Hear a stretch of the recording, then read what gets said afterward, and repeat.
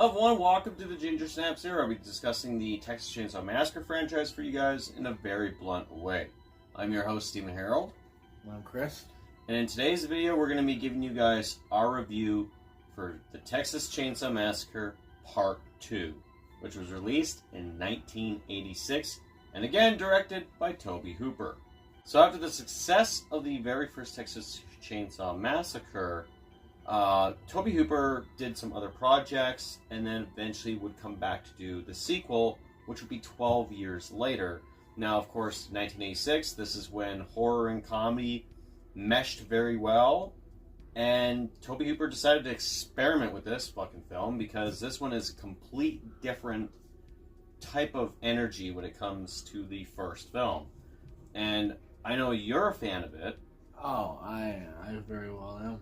Yeah, you're a big fan of number 2, and I have my highs when it comes to that fucking film, and I know a lot of people do love the second one over a few of the other ones in the franchise. So, let's get started. Let's talk about our review for Texas Chain Saw Massacre Part 2.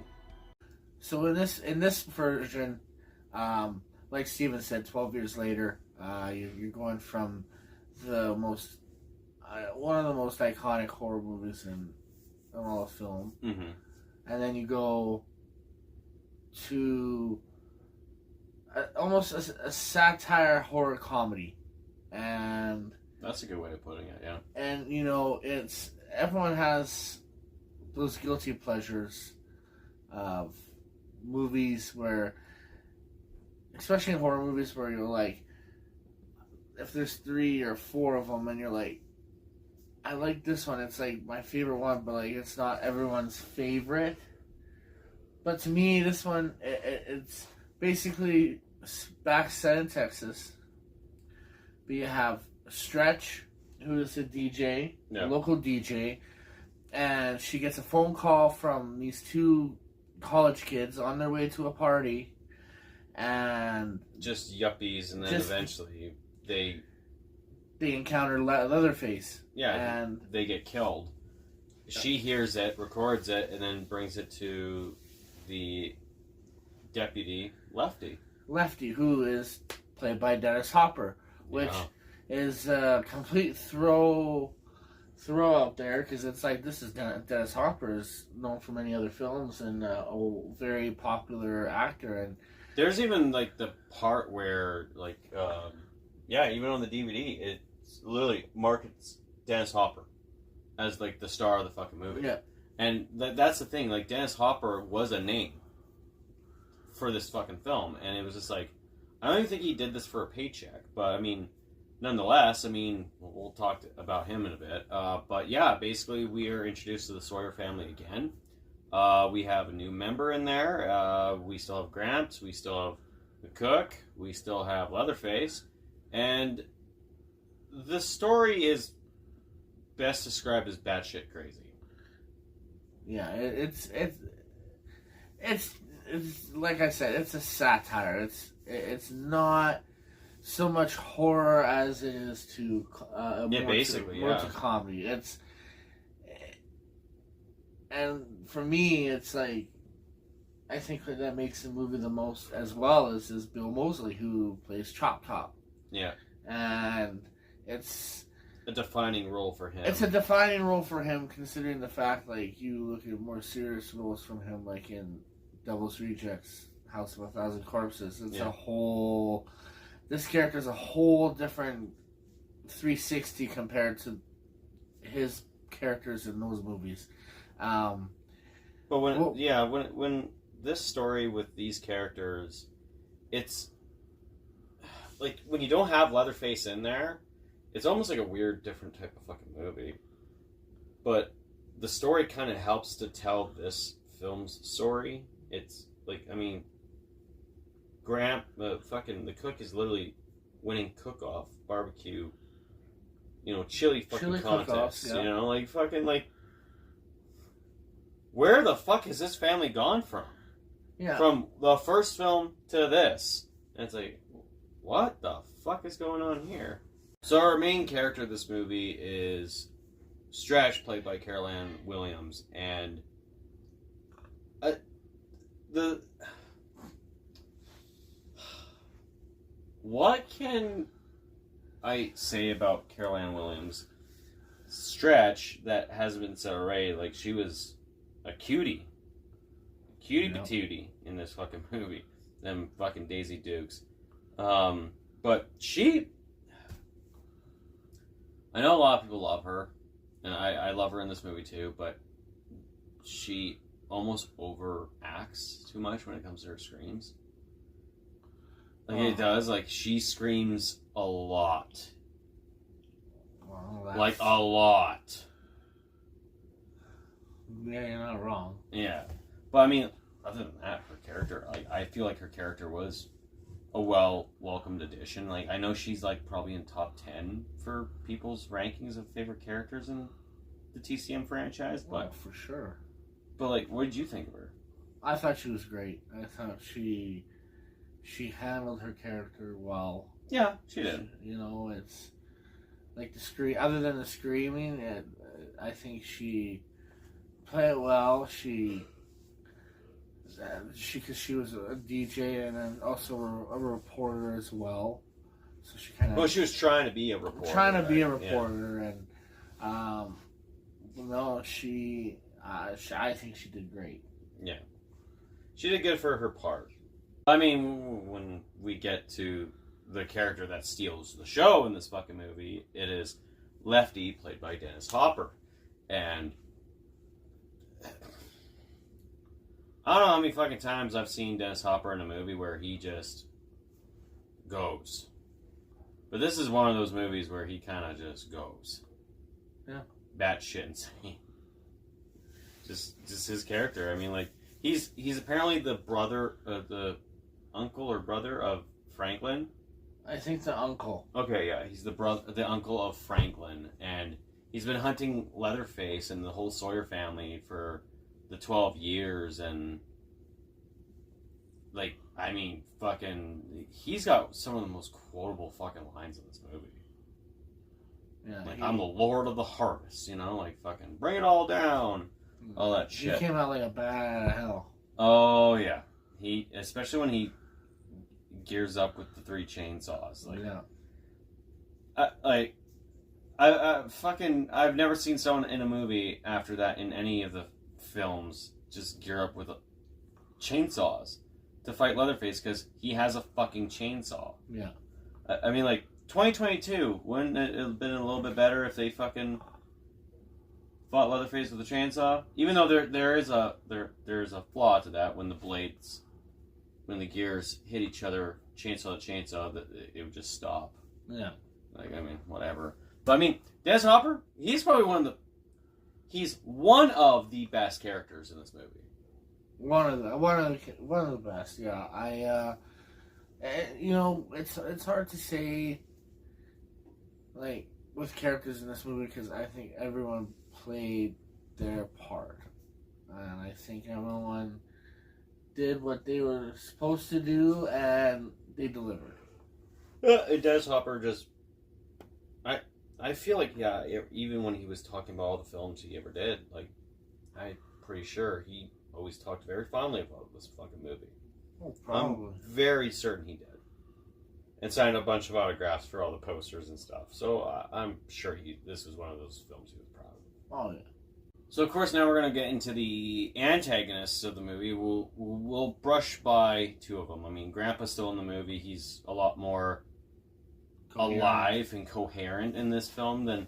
Because, like, I remember when I first watched Texas Chain Saw Massacre the very few times, I always thought it was just a dead corpse. Mm-hmm. Until, like, later on where I was like, oh, he's actually fucking alive. Okay, but in this one they made him more alive. Well, it kind of made sense. And Tom Savini did the makeup. Yeah. Yeah. And of course. Considering the fact that Grandpa's in almost every single Texas Chain Saw movie. Yeah. Up until, like, the 2022. It's... Oh, yeah. Grandpa wasn't featured in that one. Yeah, that's true, yeah. But clearly he's still alive if they're still casting him in the movie. Yeah, so that's true. So, you know, Grandpa's okay. And then, of course, we got the cook, which was played by, you know, Bill Seadow, right? Bill Seadow. I keep forgetting his name. But again, like his character from the first one to this one, there was like minor changes. Yeah, he got crazier. Yeah, I mean 12 years of that shit and also winning chili cook-off contest, I guess so, yeah. He's still just as insane, but a little bit crazier, like you said, yeah. Mm-hmm. But if we have to talk about any other character that just steals the fucking show, it's Chop Top. Oh, 100%. Played wonderfully by Bill Moseley. Oh. And he's in, like, when it comes to the top 10 favorite characters, he's in everyone's top 5. Mm-hmm. Chop Top, he made a lasting impression with that character. He's much more memorable than Nubbins or the Hitchhiker, right? He's more fucking memorable than him. Oh, 100%. And I think, I think the cook had to almost match how crazy and rambunctious Chop Top was. Yeah, I feel... Because he's dancing around, moving. Bill Seadow, I feel like he had to like match Bill Moseley's character. Even with Leatherface, like his energy was the same. Yeah, everyone was fucking batshit crazy with that, but Chop Top was the craziest. He was the absolute craziest, and like how Bill Moseley did that character was. I remember when I first watched it, I thought that was the Hitchhiker. It's just, now he has a metal plate. I'm like, he looked dead as fuck after he got hit by the chick. But find out, no, the corpse that he dances around with is the Hitchhiker. I'm like, oh shit, okay, that makes sense. Nubbins. I believe it. Yeah, Nubbins. But, I mean, that's another character with quotable fucking lines. So many. Like, I want to say half of them were improv. Like, he just said something naturally. Yeah. But he just plays the fucking character well. Oh yeah. I quite enjoy his character. Yeah, like very memorable, and that he and Dennis Hopper's characters save this movie for me because they are the most entertaining fucking parts of the film. Mm-hmm. Of course, we are going to also be talking about the man himself, Leatherface. Again, he's your boy. Go ahead and talk. I think he was great in this one. His mask is great. Yeah, you really like his mask. I really like his mask because this is the only Texas Chainsaw movie that he only has one mask. Well, I guess the third one too. He didn't change his mask. Because in the first one, he had 2 masks. Well, 3 masks. 3 masks. This one, he only had the one, and in theory, the 2022 film, one mask. Yeah. Why does he have to say that? Bring that up. But Leatherface in this movie. Do you feel okay with the fact that he wore a suit the whole movie? And then the second one? In the second one, yeah, he wore a suit. I mean, there is that brief moment where Stretch and her and Leatherface are just kind of like dancing around. He puts her buddy's or her partner's face on him, and he's wearing a different outfit. He's got the apron on and everything, but that's like the only time you see it. But he wears like the suit and black leather gloves and everything, and he's got his tie and everything. So it's like when I think of Leatherface in that movie, I just think of him in a fucking suit. Whereas the first one, it's like you can think of him as in the apron or in the suit. Yeah. Because there's that perfect blend. This one is just, you see him in the suit the most. But with that being said, I think he had different personas in the first one where when he was wearing the apron and when he was wearing the suit. But with this one, him and just wearing the suit completely, I feel like his persona, it almost made him like a lovable teddy bear almost. He was especially the lovable part because I mean he falls in love with Stretch. He showed affection and the one scene where, in one of the grossest ways. Well, I mean, like with the whole licking his mouth. I mean, well, the whole pop scene. How good are you? The pop scene. I'm going to call it the pop scene. If you know, if you're a true fan, we call it chainsaw dry humping scene. Oh, the chainsaw dry.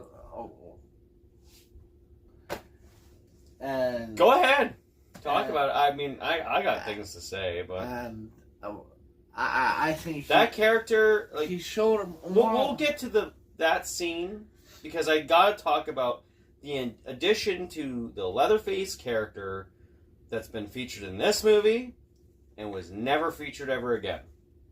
Well, I'm glad they the did. Whole. Oh, where he goes. I think it worked perfect because it was a completely different aspect of Leatherface. It was a whole completely different side. He didn't show the affection and the craziness like you see in other movies, especially the first one. And I think this was his thing. There's not another Leatherface movie or Texas Chainsaw movie where you will ever see that dance again. Unless they make a new one and they decide, let's pay tribute to that. Don't. Let's not. But I think it's corny. I just think it's corny. Yeah, you think it's corny, but it's a memorable. It's something that you'll realize as a true horror fan. You'll be like, "Ooh, that." Ooh. It's like that was his thing. So, memorable scene for me. It's fucking goddamn. It's that chainsaw dry humping. I still. The fact that was even filmed. And it's like, wow. I mean, Michael's never gotten that lucky. I mean, Halloween 2, he had his thumb sucked on. Jason never got that lucky. No, Freddy's never gotten that lucky. Well, to a degree. Leatherface, he literally uses his chainsaw to dry hump her. Yeah, I'm pretty sure he... Can we say that word on here? What? Ejaculated? When he fucking revs up the chainsaw, that's him coming. That's him. He had an orgasm right at that moment. I'm like, oh, okay, yeah, he done. He's spent. And I like I said, I think it's just something. It's just something you would never think of. Yeah. And would my girlfriend fucking want me to do that with a chainsaw? Probably fucking not. Another memorable scene would have to be the scene with the yuppies in the beginning, where they're driving backwards, they're driving forward. I don't know how the fuck that truck was able to keep up with them. It's going in reverse. And it's going in reverse. It's like, how the fuck did it keep up with them? And then, like, you see that little bit of gore, but, I mean, it's another memorable scene. And then, of course, the Dennis Hopper versus Leatherface with the chainsaws. Like, the sword fight. The sword fight was great. It was. I think you needed that in this movie. You needed Leatherface and Dennis Hopper's Lefty to have a chainsaw battle. Yeah. You needed 100%. That shit. No, I agree. And then, of course, the shit with Stretch and Chop Top, it just felt like it kept going on forever. That whole chase scene, especially in the studio where, you know, he just wants a tour. Yeah. You know, music is my life, you know, like, fucking guy. But, yeah, when it comes to this movie, it's got memorable scenes. Oh, it does. Scenes that people talk about a lot. Oh, yeah. Do they hold up, though? I think so. A few of them do. Some don't. The one that just doesn't hold up is definitely the scene where we see her, or LG, setting her free. LG, setting her free because, I mean, Lou Perryman, you know, that actor passed away in a gruesome fucking way, and that's the one scene that kind of doesn't hold up because it's like he literally is dying in that scene after he's been skinned alive, and to know how he died, it's like, oh god. Not true. It's tough, you know. It's the one scene I kind of like. It's kind of hard to get through, but if there's one scene that just like, oh, by the way, so we can make this fucking very clear, this movie made Goo Goo Muck famous before Wednesday did it. Oh, absolutely. Yeah. That fuck you all. This movie did it first. But Wednesday was good. Wednesday was good, yes. But when you have the people who sit there and say, "Oh, this song makes Wednesday," I think of what? Fuck you. I think of Texas Chain Saw Massacre 2. Yeah. Fuck you. So this movie did kind of ramp up the gore. I mean, that first scene where we see the guy gets half his head cut right in half, that set the tone. I mean, you got Tom Savini as special effects, right? Yeah. Then of course, LG's fucking death. Didn't you kind of don't get much after that? Don't really get much of that. I mean, other than to the end of the sword fight, the saw fighting. Basically, 3 people died in this movie. Besides the cook and Chop Top. Well, Chop Top, he just falls down, but I'm pretty sure, he died. Grandpa died. Dennis Hopper's lefty died. But when it comes to, like, just victims for a body count, only 3 people died. Only one technically by a saw. If you really think about it, there was only one person that we don't see the other passenger get killed. No, but he obviously got...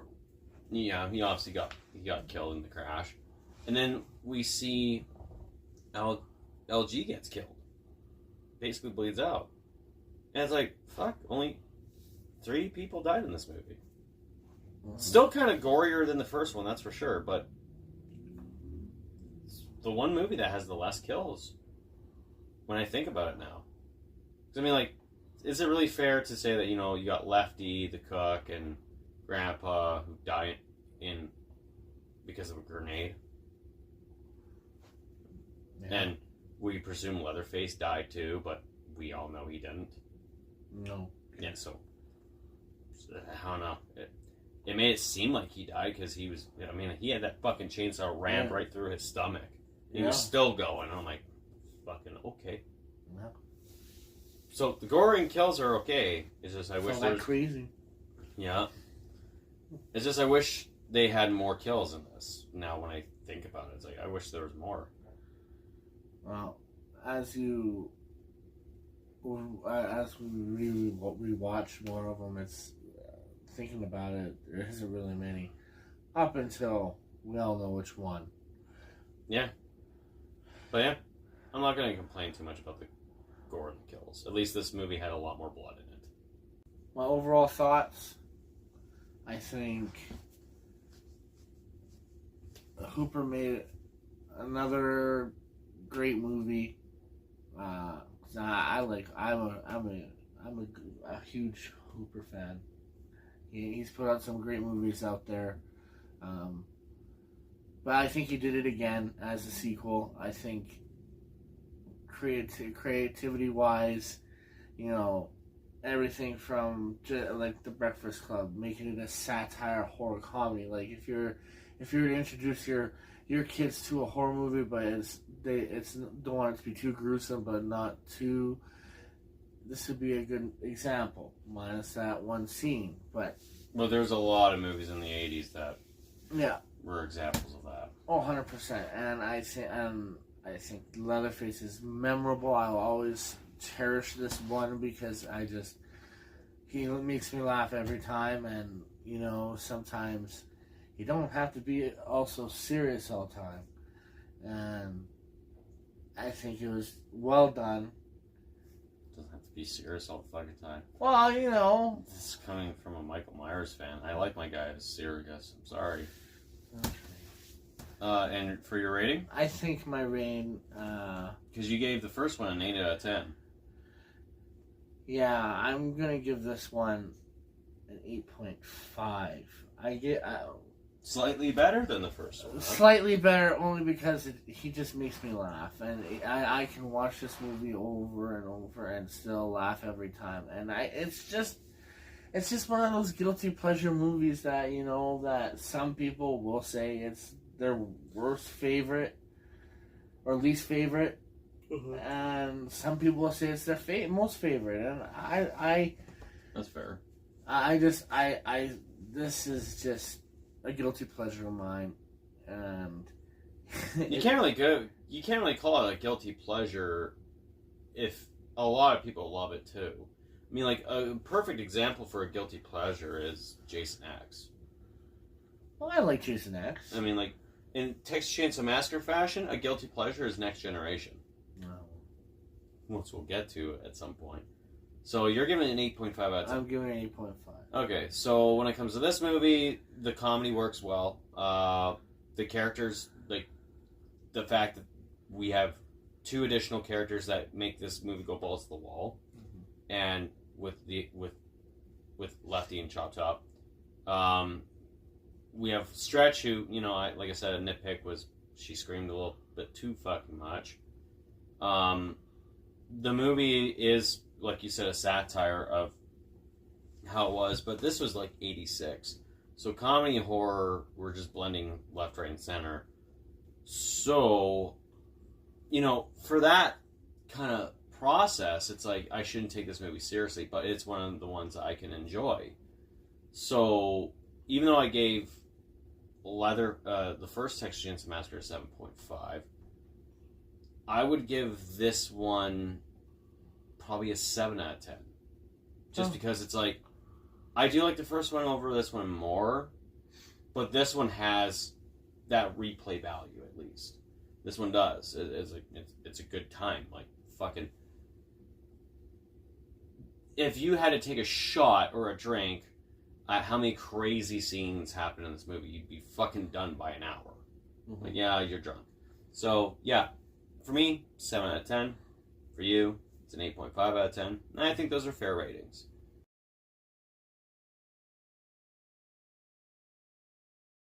So what did you guys think of Texas Chain Saw Massacre Part 2? Let us know in the comments down below. If you like this video, make sure you give it the thumbs up and subscribe for more content. And don't forget to hit that bell notification so you can get notified about all the other TCM films and reviews coming out on this channel. As for me and Kris, this is it for us for now until the next film review. So this has been the Ginger Snaps here. My name is Steven. I'm Kris. We will talk to you guys later. And remember, Saw his family. no, fuck.